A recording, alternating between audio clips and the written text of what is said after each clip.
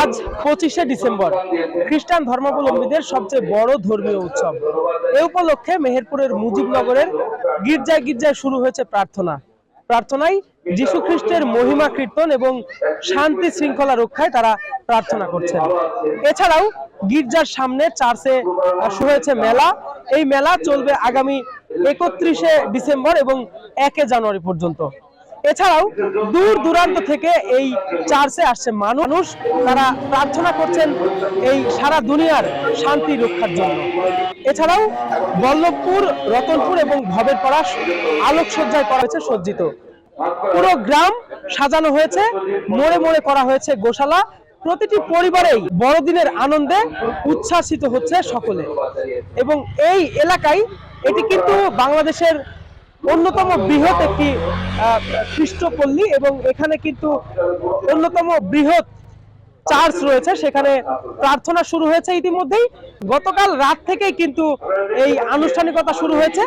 এছাড়াও যদি আমি ফিরে যাই, গত 1 ডিসেম্বর থেকে কিন্তু এই বড়দিনের আনুষ্ঠানিকতা শুরু হয়েছে।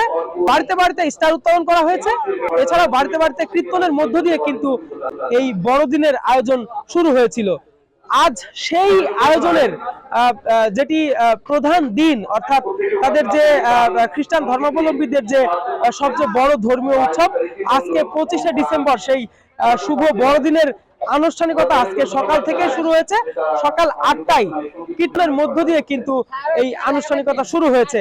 এছাড়াও আমরা লক্ষ্য করেছি সকাল থেকে যে এখানে কিন্তু বিভিন্ন এলাকা থেকে মানুষজন আসছেন এবং তাদের নিজেদের মানুষের জন্য এবং সারা বিশ্বের মানুষের শান্তি কামনায় তারা প্রার্থনা করছেন।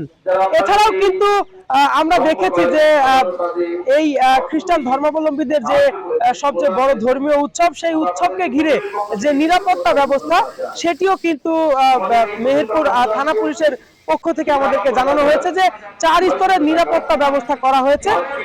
সাদা পোশাকে পুলিশ রয়েছে, এছাড়াও এখানে কিন্তু ডিউটিরত পুলিশ রয়েছে 24 ঘন্টা।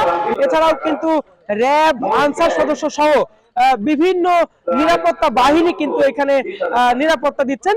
তো এই ছিল মেহেরপুরের মুজিবনগর উপজেলার বল্লভপুর থেকে খ্রিস্টান ধর্মাবলম্বীদের সবচেয়ে বড় ধর্মীয় উৎসব শুভ বড়দিনের সর্বশেষ পরিস্থিতি।